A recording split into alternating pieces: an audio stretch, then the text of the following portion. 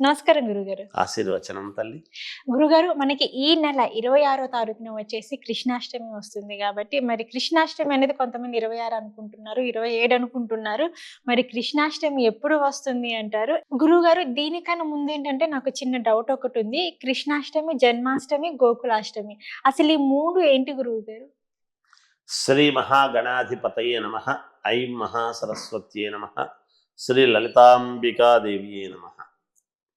కృష్ణాష్టమి, జన్మాష్టమి, జన్మాష్టమి, గోకులాష్టమి. గోకులాష్టమి 3 మనము పదాలు వేరువేరుగా అనుకుంటున్నాము తల్లి. హ్మ్. అయితే ఈ 3 కూడా ఒకటే. హ్మ్.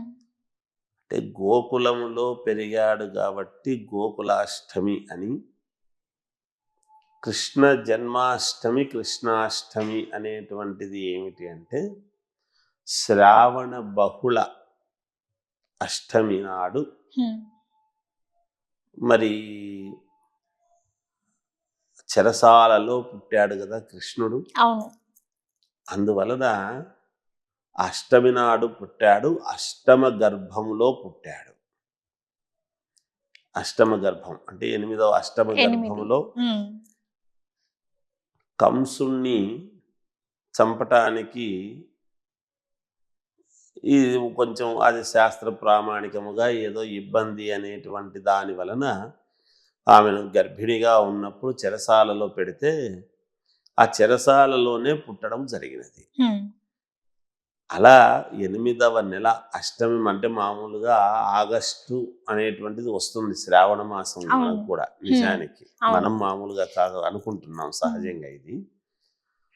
అలా శ్రావణ బహుళ అష్టమి, అలాగే రోహిణీ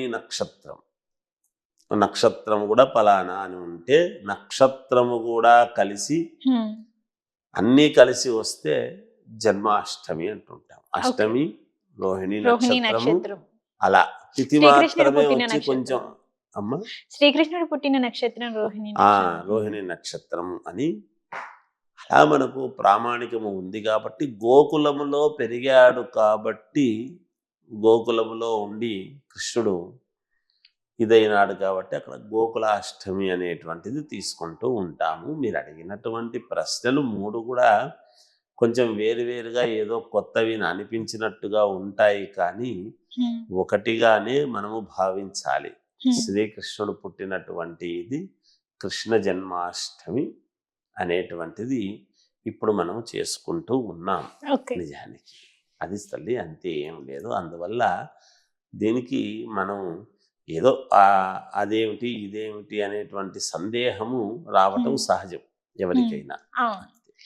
ఓకే. తల్లి ఓకే గురువుగారు. కానీ ఈ మధ్య నాకు యూట్యూబ్‌లో ఎక్కడ చూసినా గాని, జనాల నోట విన్నా గాని ఒకటే పదం వినిపిస్తుంది. శ్రీకృష్ణ తత్వము అని వినిపిస్తుంది.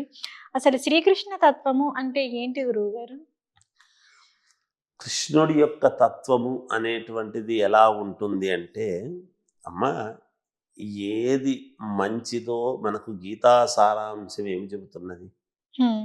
కృష్ణుణ్ణి అంటే కష్టాల నుంచి బయటపడేయటం అనేటువంటిది ఉంటుంది. మరి కష్టాలు అనుభవిస్తూ ఉన్నప్పుడు ఆ కష్టాలలో కూడా కొన్ని ఇబ్బందులు వస్తాయి. హ్మ్. కష్టం అనుభవించాల్సిందే. అవును. ఎందుకంటే పూర్వజన్మ కృతం పాపం వ్యాధి రూపేణ పీడ్యతి అని. పోయిన జన్మలో ఏమిటి అనేటువంటిది మనము ఈ కొన్ని అనుభవించాల్సినటువంటి కర్మలు ఉంటాయి, అనుభవించాలి. హ్మ్. అయితే ఆ అనుభవిస్తూ ఉండేటువంటి సమయములో కొన్ని ఇబ్బందులు అనేటువంటివి కలుగుతాయి. హ్మ్. దీనికి ఉదాహరణ ఏమిటి అంటే పాండవులకు మరి బంధువు శ్రీకృష్ణుడు కదా. శ్రీకృష్ణుడు. అవును. బంధువు అయితే మరి కృష్ణుడు అంతటి వాడు ఉండి కూడా వాళ్ళని కష్టాలు పడాల్సిన అవసరం ఎందుకు వచ్చింది? అసలు పడకుండానే చేయొచ్చు కదా అని మనం ఆలోచన చేయొచ్చు. హ్మ్. కానీ కష్టాలు పడాల్సిందే, తప్పదు, అది అనుభవించాలి, రాసి పెట్టుంటే ఎవరేం అది చేస్తారు తప్పదు. అంటారు కదా. కానీ ఆ కష్టాలు అనుభవిస్తున్నప్పుడు కొన్ని ఇబ్బందులు కలుగుతాయి. హ్మ్. ఆ ఇబ్బందులను పడకుండా తొలగించడానికి మాత్రం తాను చూస్తున్నాడు. ఓకే. మరి కష్టాలే పడకుండా అంటే చేయలేడు కదా. హ్మ్.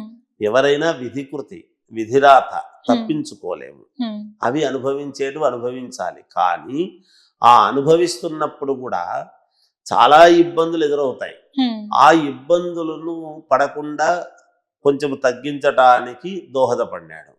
కృష్ణుడి యొక్క తత్వము కూడా అదే మనకు. అంటే నీకు కర్మలు చేయుట అధికారము ఉన్నది కానీ కర్మలను దాని యొక్క ప్రతిఫలాన్ని ఆశించే అధికారం లేదు అని చెప్తున్నాడు. నిత్య కర్మలు మనం చెయ్యాలి. ఎందుకు పుట్టాము ఏమిటి అంటే మనం కృష్ణ అని పేరు తలవంగానే మనకు ద్రౌపదీదేవి ఎలా అయితే కృష్ణ అని పిలవంగానే ఆర్తితో వచ్చి కాపాడాడో అలాగే ఒక్క ద్రౌపదికి మాత్రమే వచ్చి కాపాడాడు అనడానికి లేదు. శ్రీకృష్ణుడి యొక్క తత్వము ఏమిటి అంటే కష్టాల్లో ఉన్నప్పుడు తలుచుకున్న వెంటనే వస్తాను భగవంతుని. అందుకనే శ్రీమన్నారాయణుడి యొక్క స్వరూపమే కదా కృష్ణుడు. ఇవన్నీ వేరు వేరు, కొంచెము రూపాలు వేరు కానీ అంతా ఆయనే, సర్వాంతర్యామి ఒక్కడే ఎప్పుడు కూడా. అందువల్లనే ఇందుగలడందులేడు అని సందేహము వలదు చెక్కిన సర్వోపగతుడు అని చెబుతున్నాం. కృష్ణుడి యొక్క తత్వము మనము పిలవంగానే ఆర్తితో వచ్చి మనల్ని కాపాడేటువంటి గుణము కృష్ణుడిది ఉంటుంది. అందుకనే మనం కృష్ణ తత్వము అనేటప్పుడు ఎక్కువగా కృష్ణుడి యొక్క భజనలు కృష్ణ మందిరాల్లో చేసుకోవటము, ఇప్పుడు ఇస్కాన్ టెంపుల్స్ అని అవని ఇవని చాలా మహోన్నతముగా తయారై కృష్ణుడి యొక్క బోధనలు ఎక్కువగా చేస్తూ చెబుతూ అందరినీ కూడా ఆకట్టుకునేటువంటి విధానముగా ఉంటూ వస్తూ ఉన్నాయి తల్లి. అది సంగతి. ఓకే గురుగారు. అలాగే ఏంటంటే కొంతమంది ఏంటంటే అమ్మాయిల్ని ముఖ్యంగా చూసుకున్నట్లయితే ఎలాంటి భర్త కావాలి అంటే కొంతమంది రాముడు లాంటి భర్త కావాలి అనేసి అని అంటారు. కొంతమంది వచ్చేసి శ్రీకృష్ణుడు అని చెప్తారు. ఇట్లా చాలా మంది ఏంటంటే శ్రీకృష్ణుని చాలా బాగా ఆరాధిస్తాడు, నాకు కాబోయే భర్త కూడా ఖచ్చితంగా శ్రీకృష్ణులానే ఉండాలి అనేసి అని కూడా కోరుకుంటారు. ఎందుకని ఎక్కువ ఆడవాళ్ళు శ్రీకృష్ణుని అట్లా దైవంగా భావిస్తారు గురువు గారు? కృష్ణుణ్ణి దైవముగా భావించడము కాదు, దైవమే కృష్ణుడు. కరెక్టే. కానీ ఏంటంటే చాలా మంది రాముడిని కోరుకుంటారు అంటే ఏకపత్ని భర్తుడు కాబట్టి సో శ్రీరామచంద్రుడు లాంటి భర్త రావాలి అనుకుంటారు. మరి శ్రీకృష్ణుడు వచ్చేసి 16,000 మంది గోపికలు, సో వీళ్ళందరూ ఉన్నారు కదా, మరి శ్రీకృష్ణుడు లాంటి భర్తే కావాలని ఎందుకు అలా కోరుకుంటారు? ఇప్పుడు మనం ఒక్కటి గమనించాలి. రాముడి యొక్క విగ్రహము ఏమిటి అంటే నిలువెత్తు విగ్రహము, మూర్తీభవించినటువంటిది, చాలా హుందాతనముగా గౌరవముగా ఉన్నతత్వముతో కూడినటువంటిది. ధర్మము అంటే ఏమిటి అంటే నిలువెత్తు స్వరూపము రాముడు చెప్పుకుంటున్నాము. కృష్ణుడి దగ్గరికి వచ్చేటప్పటికి ఏముంటుందంటే కాస్త చిలిపితనము, కాస్త అల్లరితనము. అంటే మామూలుగా రుక్మిణీదేవి దగ్గర ఎలా ఉండాలనో అలాగే సత్యభామాదేవి దగ్గర ఎలా బ్రతిమలాడాలనో తెలిసినటువంటి తత్వం కృష్ణతత్వం. అందరూ ఏమనుకుంటారు అంటే భర్త కృష్ణుడిలాగా ఉండాలా అనేటువంటిది కోరుకోకపోవచ్చు కానీ తల్లి, భర్త రాముడిలాగా ఉండాలనే కోరుకుంటారు. ఏకపత్ని వ్రతుడుగానే అందరూ కోరుకునేటువంటి వాళ్ళు. కానీ వాళ్ళు ఆడవాళ్లను కాస్త భంగపోవడము కానీ చేయటము కానీ చిలిపితనము కానీ కృష్ణుడిలాగా వాళ్ళని ఏదో కాస్త ఆరాధించాలి అనేటువంటి తత్వముతో కృష్ణుడి యొక్క తత్వం ఉండాలి కానీ గుణము మాత్రము, చేష్టలు కృష్ణుడు ఉండాలి, ఆ గుణము మాత్రము రాముడి యొక్క గుణం ఉండాలి అని ఆలోచన చేస్తారు సహజంగా ఆడపిల్లలు. ఎందుకంటే ఎవరైనా ఏముంటుందమ్మా, మామూలుగా ఇప్పుడు సత్యభామ దగ్గర ఎంత చిలిపితనముగా కృష్ణుడు కొన్ని చేస్తాడో అవన్నీ కూడా మనము పురాణాల్లో చెప్తాం. సినిమాల్లో చూపించేటువంటి ఒక రకము, పురాణాల్లో ఇంకో రకంగా ఉంటాయి. కాకపోతే సినిమా కోసమని కొన్ని మార్పులు చేర్పులు చేస్తుంటారు వాళ్ళు. అలా ఏదో చెప్పు చేతల్లో పెట్టుకోవాలి అంటే, చెప్పు చేతల్లో అంటే తాను చెప్పినట్టే వినాలి చెయ్యాలి అని కాదు, ఎక్కువగా విలువ ఇవ్వాలి ఆడవాళ్లకు భర్తలు అనేటువంటి ఆలోచనతో కొన్ని అలా కృష్ణుడిలాగా ఉండాలి చిలిపితనముగా అనేటువంటిది కోరుకోవచ్చు.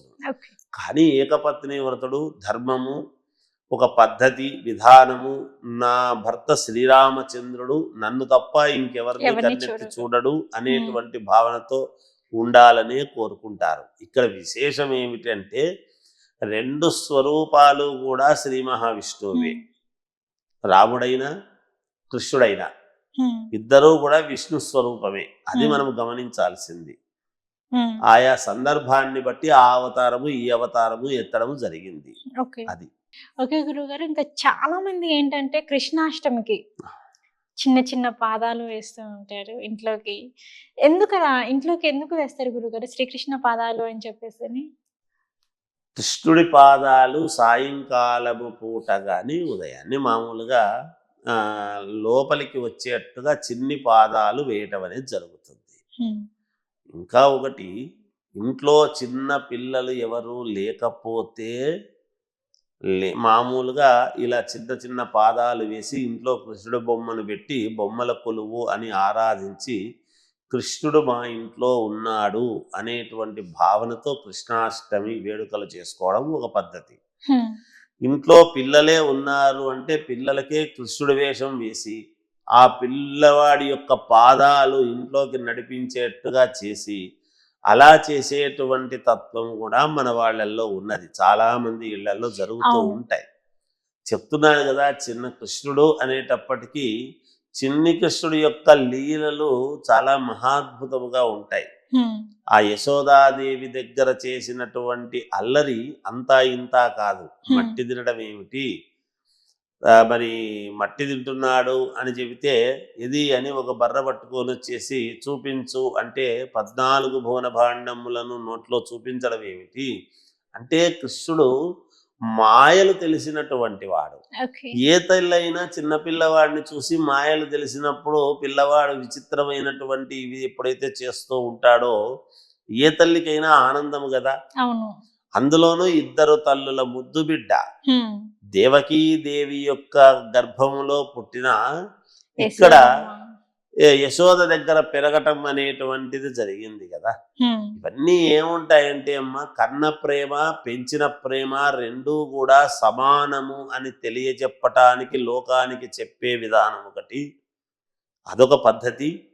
అలాగే ఆ పిల్లలు చేసేటువంటి అల్లరి, ఆ మారాము, ఆ గోము ఇదంతా కూడా ఏ తల్లికైనా ఆకట్టుకునేటువంటి విధానముగా ఉంటుంది. హ్మ్. ఏ తల్లులు చూసినా పిల్లలను అవును. ఇలాంటి పిల్లవాడు మన ఇంట్లో ఉంటే బాగుండును కదా అని అనిపించేటువంటి తత్వముతో కృష్ణుడు చేసేటువంటి లీలలు అలా ఉన్నాయి కాబట్టే హ్మ్. అలా మా ఇంటికి కృష్ణుడు రావాలి అనేటువంటి దీంతో కృష్ణ అని పిలవంగానే మనకు నిజానికి పరమ పుణ్యప్రదం అన్నాడు శాస్త్రంలో. శ్రీకృష్ణుడి కృష్ణ అని పేరు తలంచుకుంటేనే సర్వపాపహరణం అన్నాడు. ఎన్ని హ్మ్. పాపాలు చేసినా పోతాయి అని. నారాయణ అంటే అందుకే మనము సంకల్పము చెప్పేటప్పుడు కూడా మనం చెప్తాం ఇవన్నీ కూడా పేర్లు. కేశవాయ స్వహ, నారాయణ, మాధవ, గోవింద ఇవన్నీ చెప్పుకుంటూ వస్తాం. ఈ పేర్లు పలకటంలో ఏమిటి అంటే అంతా కూడా విష్ణు స్వరూపమే. హ్మ్. అంటే మనకు భోగాలు కలగటం ఒకటి, రాజభోగాలు, అలాగే చేసినటువంటి పాపాలు పోవటం అనేటువంటిది ఒకటి. ఈ ఓకే. నోటితో మనం ఎన్నో పలికుంటాం, ఎన్నో అపశబ్దాలు పలుకుంటాం, అవును. ఎన్నో ఓ, ఓ, మాట్లాడని మాటలు, మాట్లాడకూడని మాటలు మాట్లాడు ఉంటాం. హ్మ్. ఇవన్నీ నోరు శుద్ధి కావాలంటే ఎలా అవుతుంది అంటే హ్మ్. సంకల్ప బలము చేత మనం సంకల్పము చేసి హ్మ్. ఆ శ్రీకృష్ణుణ్ణి తలుచుకుంటే భగవత్స్మరణ ఎప్పుడైతే చేస్తామో అప్పుడు నోటికి నాలుక శుద్ధి, నోరు శుద్ధి అవుతుంది అనేటువంటి భావనతోని ఇవన్నీ చేస్తాం. ఓకే. శ్రీకృష్ణుడు ఎక్కడ పుట్టారు? అసలు మనం శ్రీకృష్ణాష్టమి జరుపుకోవడానికి గల కారణం ఏంటి? మరి ఆ రోజు మనం కృష్ణాష్టమి పండుగ అనేది ఎలా జరుపుకోవాలి అంటారు? శ్రీకృష్ణుడు అసలు పుట్టవలసినటువంటి అవసరం ఏమిటి అంటే అమ్మా, హ్మ్. తల్లి లేకపోయినా మేనమామ ఉండాలి అని శాస్త్రం ఉన్నది. అవును. మామూలుగా పెద్దలందరూ చెప్తూ ఉంటారు. అవునవును. అంటే తల్లి తర్వాత మేనమామనే తల్లి కదా. గర్భములో ఎలా అయితే 9 నెలలు మోసి ఆమె మనల్ని కంటుందో బయటికి, అలాగే మేనమామ కూడా మనల్ని కడుపులో పెట్టుకుని చూసుకుంటాడు అనేటువంటి భావనతో ఆ మాట అన్నారు. హ్మ్. మరి అటువంటి మేనమామ అనేటువంటి విషయానికి వచ్చేటప్పటికి శ్రీకృష్ణుడుకి కంసుడు మేనమామ. ఆ, మేనమామను సంహరించటానికి పుట్టినటువంటి వాడు అష్టమ గర్భములో కృష్ణుడు అని. హ్మ్, ఆ ముందు వాళ్ళు కూడా ఏమైనా ప్రమాదము చేస్తారేమో అనేటువంటి భావనతో పుట్టినటువంటి వాడిని పుట్టినట్టుగానే ఇది చేస్తూ ఉంటే, కాదయ్య 8వ గర్భములో పుడతాడు, అష్టమ గర్భములో పుడతాడు అన్నప్పుడు ఆమెను చెరసాలలో వేస్తే చెరసాలలోనే పుట్టడం జరుగుతుంది. చెరసాలలో పుట్టిన వెంటనే వసుదేవుడు అక్కడి నుంచి తీసుకువెళ్ళి ఆ, వేరే చోట పెట్టడం జరుగుతుంది. అక్కడ మాయ అనేటువంటి ఒక ఇదిని పిల్లవాడిని పడుకోబెట్టి ఇక్కడ తీసుకుపోవడం అనేది జరుగుతుంది. హ్మ్, అలా యశోదాదేవి దగ్గర చేరడం జరుగుతుంది. హ్మ్, ఆ పుట్టుకకు గల కారణం అంటే శ్రీకృష్ణుడు ఎందుకు ఉద్భవిస్తాడు అంటే దుష్ట శిక్షణ శిష్ట రక్షణ అవసరమైనప్పుడే భగవంతుడు హ్మ్, ఏదో ఒక రకంగా ఎవరి గర్భంలోనో ఒకరి గర్భంలో నుంచి పుట్టాలి. హ్మ్, ఊరికే పైనుంచి ఊడిపడి నేను వచ్చాను అంటే కుదరదు. అవును, ఒక గర్భం ఎంచుకోవాలి. భగవంతుడైనా సరే హ్మ్, పుట్టాలి అనుకున్నప్పుడు ఒక తల్లి గర్భాలయాన్ని ఎంచుకోవాలి. ఆ గర్భాలయాన్ని ఎంచుకుంటేనే కదా రేపు ఆయనకు గుడి కట్టి గర్భాలయం ఇంకొక దేవాలయం అనేటువంటిది కట్టడం జరుగుతుంది. హ్మ్, అంత మహోన్నతమైనటువంటి ఇదితో ఈయన పుట్టడం జరుగుతుంది. హ్మ్, దుష్ట శిక్షణ శిష్ట రక్షణ ఏమిటి? కౌరవ పాండవుల యొక్క ఇది విధి విధానాలు అంతా కూడా భారతం అంతా తెలిసినటువంటి విషయమే అందరికీ కూడా. అయినా మనము మాట్లాడుకోవాల్సినటువంటి సమయం వచ్చినప్పుడు మాట్లాడుకోవాలి. శ్రీకృష్ణుడు పాండవ పక్షపాతి, పాండవుల వైపు ఓకే, ఉంటాడు. ధర్మాన్ని నిలబెట్టాలి అనేటువంటి భావనతో ఎన్ని రకాలో చూస్తారు. సరే, దాయాదుల యొక్క పోట్లాటలు, అందుకనే పుడుతూ అన్నదమ్ములు పెరుగుతూ దాయాదులు అని. ఆస్తులు అవి ఇవి విషయాలకు వచ్చేటప్పటికి కాస్త ఏవో పోట్లాటలు ఉంటాయి. నాకు ఎక్కువ కావాలంటే నాకు ఎక్కువ కావాలి. అలాంటివన్నీ ఏమి ఉండబోతున్నాయి? రాబోయేటువంటిది కలియుగము. కలియుగములో ఎలా ఉండబోతుంది, ఎలా ఉంటారు మానవులు, ఎలా ఉంటే ఎలా సర్దుకోవాలి అని ఇవన్నీ తెలియజెప్పటానికి, తర్వాత తరం వాళ్లకు తెలియజెప్పటానికి ముందు తరం వాళ్ళవి ఇవన్నీ కూడా జరుగుతాయి. అవే చరిత్రలు, మనకు ప్రామాణికాలు. అందుకనే ఈనాటికి భగవద్గీత అంటే ప్రతి మానవుడి యొక్క నుదుటి రాత భగవద్గీత అనేటువంటిది. భగవద్గీత అనేటువంటిది ప్రతివాడు చదివి తీరవలసినదే. చదివి దాంట్లో ఉండేటువంటి అర్థాన్ని ప్రతి దానికి తెలుసుకోవాల్సినటువంటిదే. అంత సమయం ఉందా గురువుగారు? నిజానికి భగవద్గీత చదివేంత సమయం ఎక్కడుంది అంటే ఏమంత సమయం లేకపోలేదు. అది చదివితే మన జీవనము యొక్క ప్రమాణం మారిపోతుంది. మనము నడుస్తూ ఉండేటువంటి నడవడిక కరెక్ట్ అవునా కాదా అనేటువంటిది తెలుస్తుంది. అంత గొప్పది, మహామహిమాన్వితమైనటువంటి గ్రంథము భగవద్గీత. మన భారతదేశము అంతా కూడా ఒకటి రాజ్యాంగము మీద ఆధారపడి ఉంటే, రెండు భగవద్గీత, దానికన్నా ముందుది భగవద్గీత మీద ఆధారపడి ఉన్నది. దాంట్లో లేనిదంటూ ఏదీ లేదు, సర్వము అందులో ఉన్నది. అది మనము చదవకుండా ఏవేవో మాట్లాడితే ఉపయోగం లేదు, చదువుకోవాలి. అందుకని కృష్ణుడు ఎందుకు ఉద్భవించాడు, దేనికి, ఎందుకు చెప్పాడు? బంధువులను సంహరించాలనా నేను బావా? అవసరమా?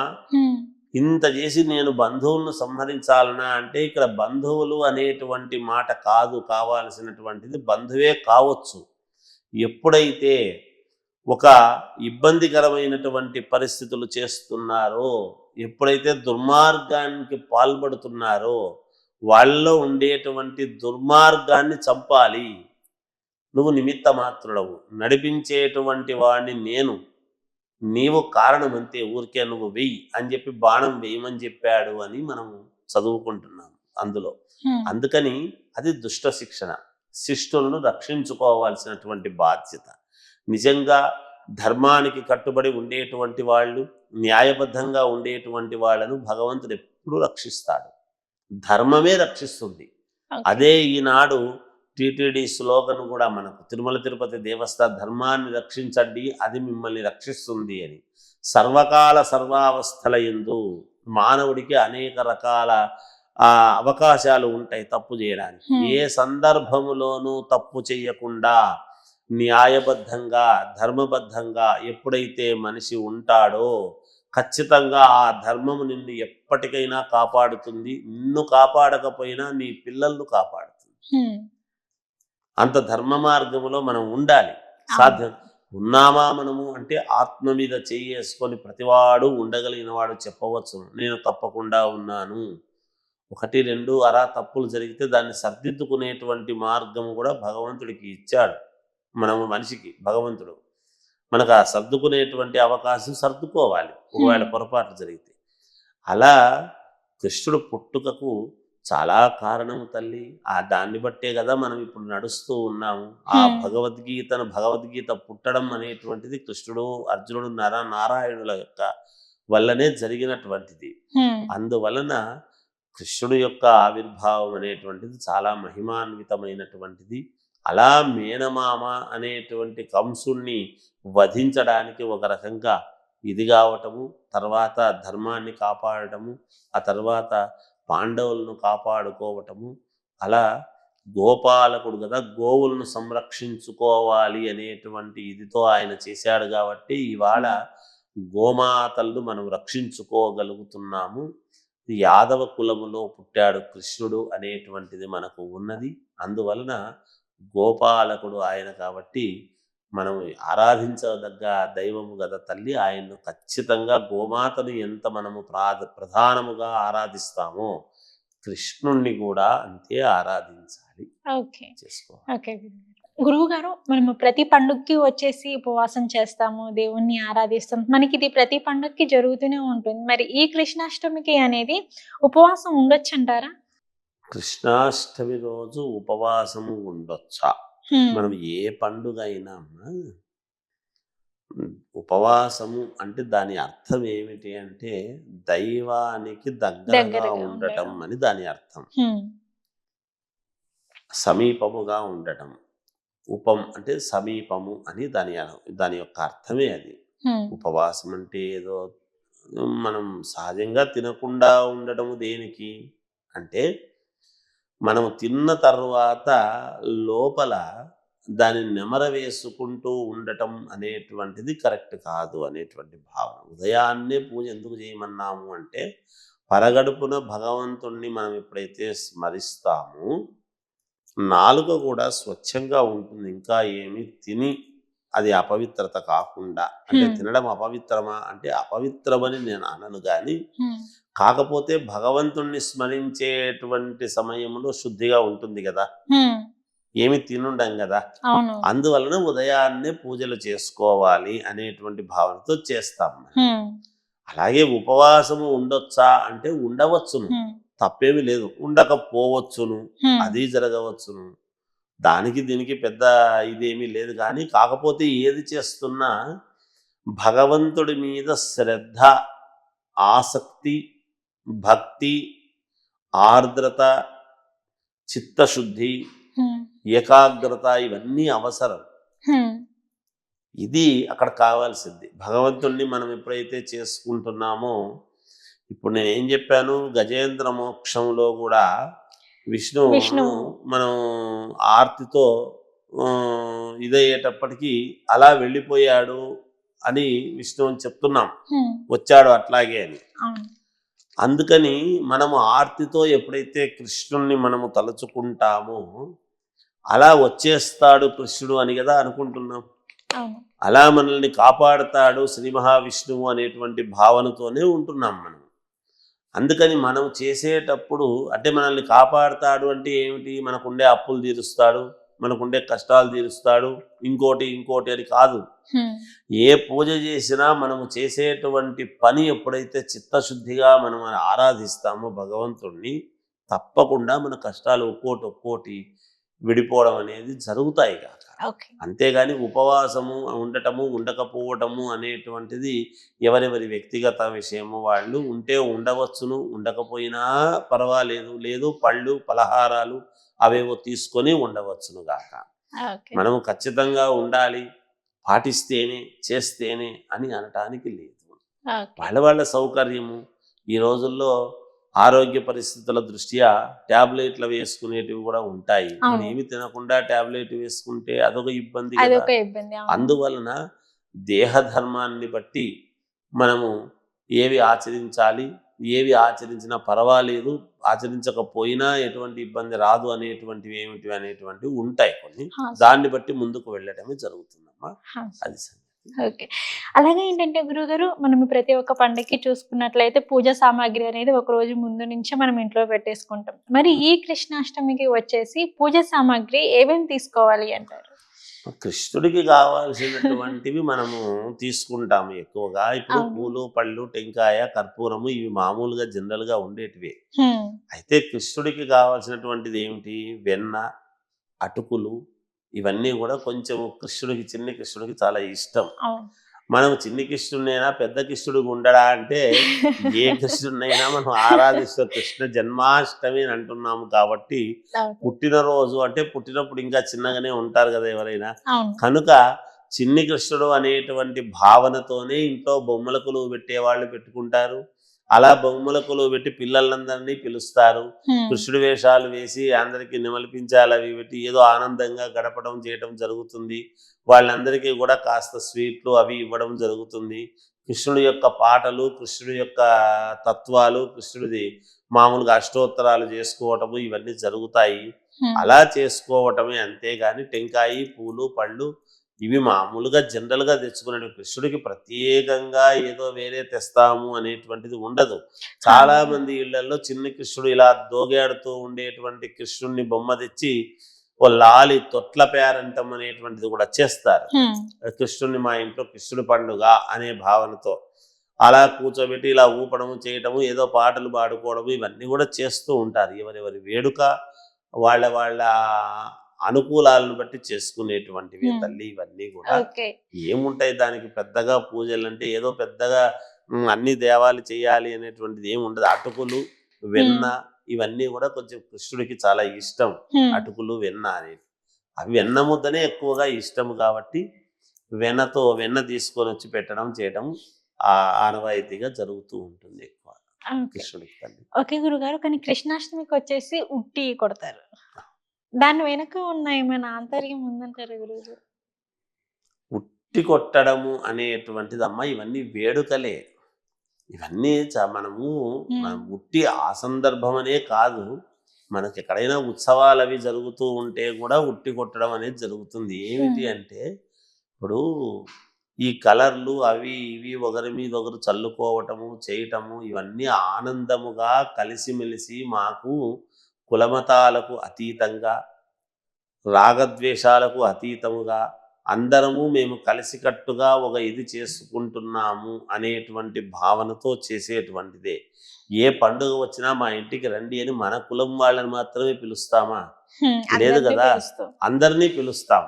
అవును. ఎదురింటి వాళ్ళను, పక్కింటి వాళ్ళను, ఆ వెనక వీధిలో ఉండేవాళ్ళను, ముందు వీధిలో ఉండేవాళ్ళను అందరినీ పిలుస్తాం. వాళ్ళది ఏ కులము, ఏ మతము అని చూసి పిలవం మనం. అవునవును. అయితే దాని మీద ఇంట్రెస్టు, ప్రేమ, భక్తి మీద భక్తి ఉండేటువంటి ప్రతి వాళ్ళను కూడా మనం పిలుచుకోవడం జరుగుతుంది. హ్మ్.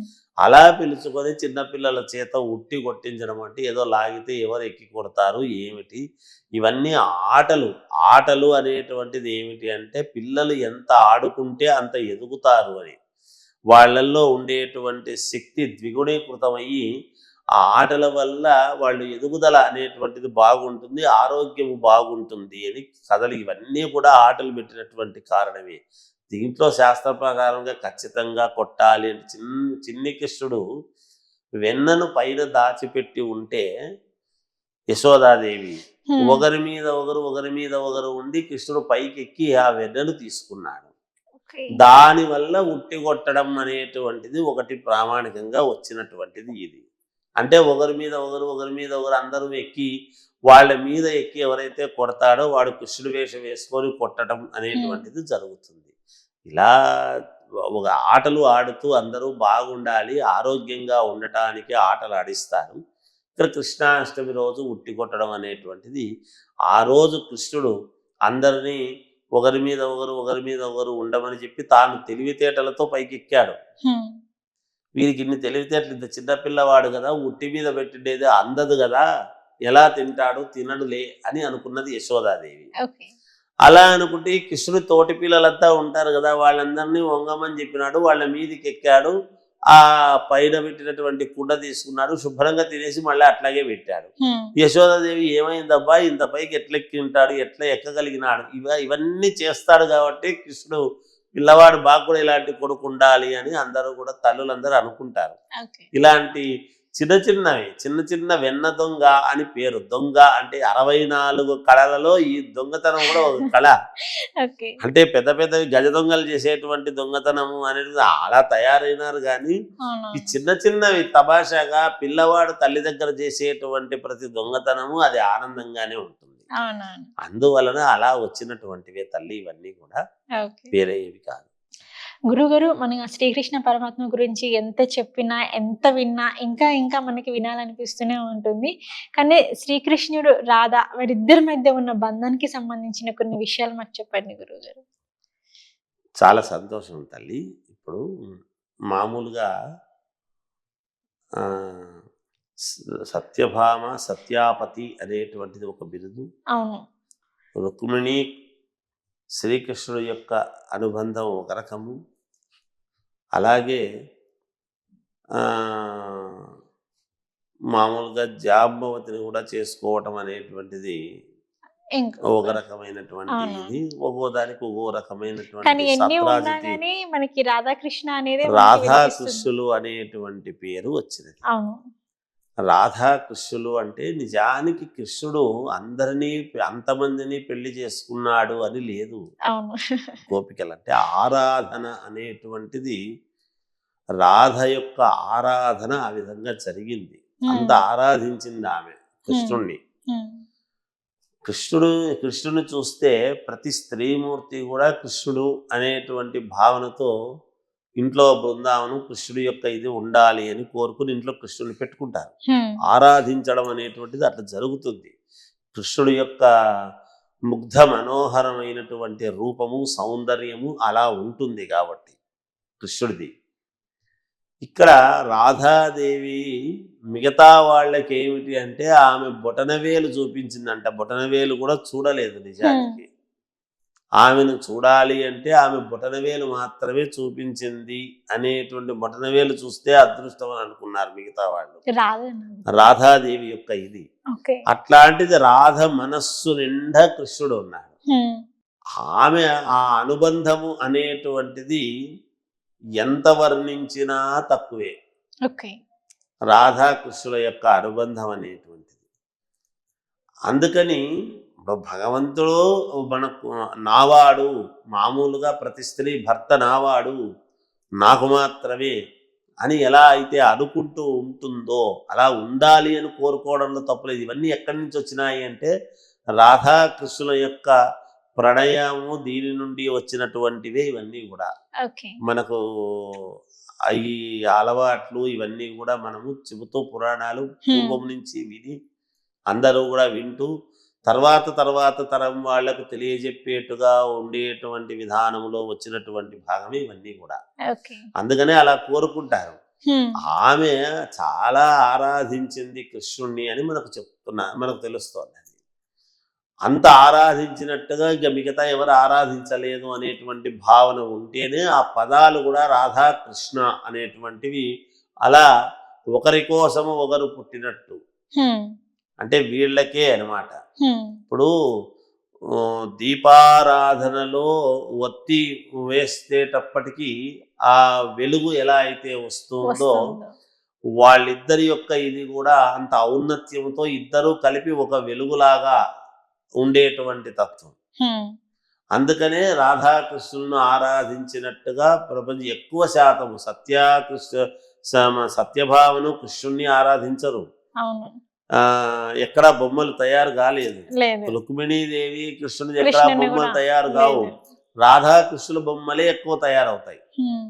వాళ్ళిద్దరి యొక్క అన్యోన్యత ఆ ఇది ఉంటే ఇంట్లో పెట్టుకుంటే ఈ భార్యాభర్తల యొక్క అనుబంధము కూడా వాళ్ళలాగా అన్యోన్యతగా ఉండాలి అనే భావనతోనే అలాంటి బొమ్మలు ఇంట్లో తెచ్చి పెట్టుకోవడం జరుగుతుంది.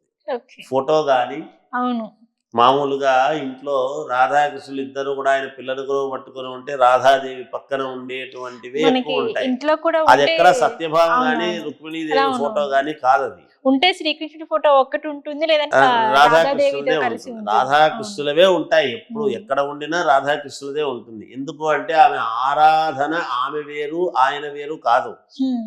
ఇద్దరు ఒకరికి ఒకరు, ఒకరిలో ఒకరు, ఇద్దరూ కలిసి ఒకటే అన్నట్టుగా ఉంటుంది. కాబట్టి ఇంట్లో భార్యాభర్తలు కూడా మేము అలా ఉండాలి అని. రూపాలు ఎలా ఉన్నా మనస్సు కదా తల్లి ముఖ్యం. అవును.